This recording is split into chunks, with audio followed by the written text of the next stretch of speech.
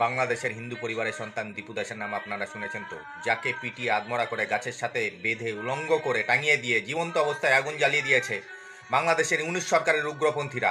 আর তা সমর্থন করে হাসতে হাসতে সেই দৃশ্য ক্যামেরাবন্দি করেছে সেই বাংলাদেশের জিহাদি মানসিকতা সম্পন্ন মুসলমান জনগণ।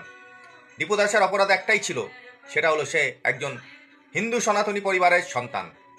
আর তারপর আর এক হিন্দু যুবক ব্রজেন্দ্র বিশ্বাসকে খুন করা হয়। আর গত বুধবার এই বাংলাদেশেরই শরিয়াতপুরের ঘটনায় হিন্দু যুবক খোকন দাসের গায়ে প্রকাশ্যে আগুন লাগিয়ে দিয়ে মেরে ফেলে বাংলাদেশের মুসলিমরা।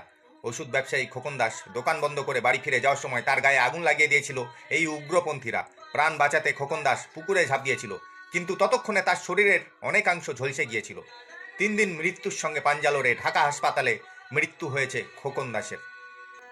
আর এই 2 দিন আগে 24 ঘন্টার মধ্যে 2 হিন্দু যুবককে খুন করা হয়েছে। একজন স্থানীয় এক পত্রিকার সম্পাদক রানা প্রতাপ বৈরাগী, ভারতীয় এজেন্টের তকমা দিয়ে মাথায় গুলি করা হয় তাকে।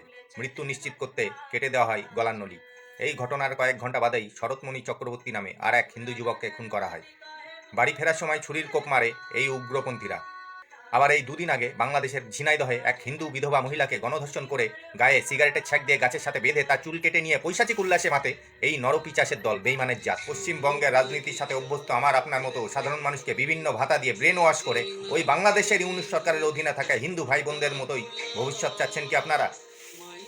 এই কলকাতার বুকে দীপু দাসের নৃশংস হত্যার প্রতিবাদ করতে গিয়ে পশ্চিম বাংলার অধীনে থাকা এই মমতা সরকারের কলকাতা পুলিশের হাতে মার খেতে হয়েছে হাজার হাজার প্রতিবাদীকে।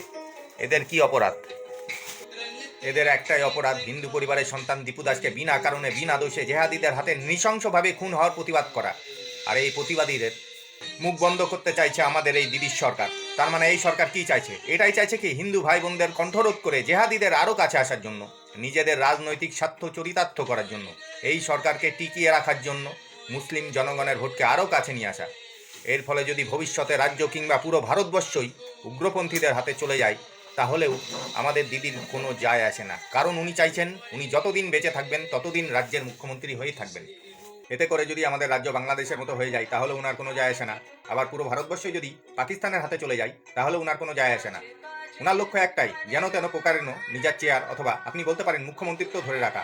এতে যদি আপনাকে অনুপ্রবেশকারীদের হাতে কিংবা জেহাদিদের হাতে আমার আপনার মৃত্যু হয়ে যায় তাহলেও উনার কোনো যায় আসে না, এবং উনার অধীনে থাকা এমপি এমএলএ নেতা নেত্রীদেরও যায় আসে না। আমরা ভালো করেই জানি মুসলিম ভাইরা এরকম বাংলাদেশের হিন্দুদের মতো আমাদের দেশে ভয়াবহ পরিস্থিতির মধ্যে নেই। বরঞ্চ আমাদের ভারতবর্ষের পশ্চিমবঙ্গ নামক রাজ্যের কিছু কিছু জেলার হিন্দু মা ভাই বোনেরাই ভয়ঙ্কর পরিস্থিতির মধ্যে আছে। এর উদাহরণ মালদা মুর্শিদাবাদ জেলার মতো অনেক জায়গায় আছে, অনেক ঘটনাই ঘটেছে এবং ঘটছেও।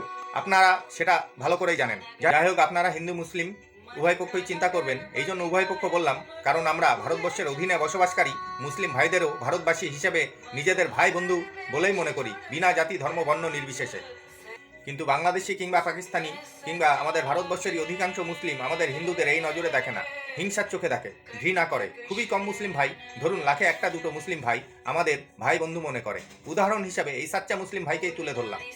মিছিল কারণ হচ্ছে যেভাবে দীপু দাসকে বাংলাদেশি হত্যা করা হয়েছে, তাকে আদামরা করে পায় রশিলে এর মতো ধিক্কার এবং নিকারজনক ঘটনা যেন আর না ঘটে।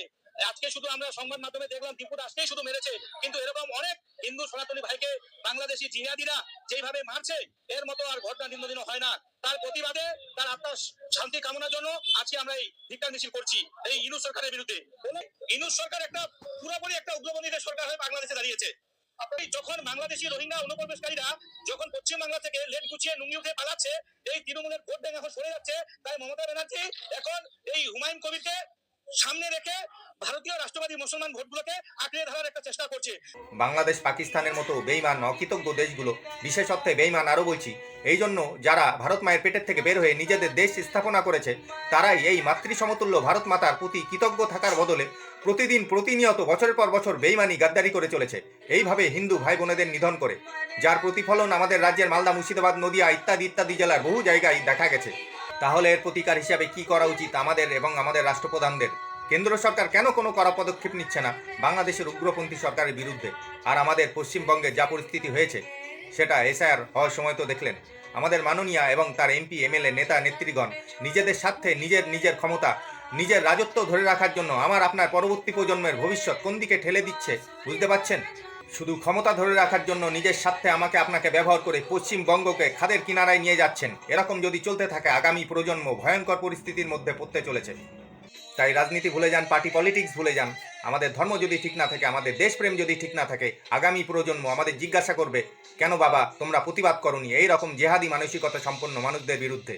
তাই এখনও সময় থাকতে থাকতে সমস্ত রকম দল বল জাতপাত ধর্ম বর্ণ নির্বিশেষে আগামী প্রজন্মকে সুরক্ষিত রাখার জন্য, নিজের রাজ্যকে বাঁচানোর জন্য, নিজের দেশকে বাঁচানোর জন্য আগামী বিধানসভায় সঠিক দল বাছুন, সঠিক নেতা নেত্রী বাছুন। কমসে কম যাতে অনুপ্রবেশকারীদের এই রাজ্যে স্থান না দিয়ে আমাদের ভারতীয়রা সম্মানের সাথে নির্ভয়ে ধর্মের শিকার না হয়ে মাথা উঁচু করে বাঁচতে পারে। ভালো থাকবেন, আবার দেখা হবে পরের ভিডিও নিয়ে।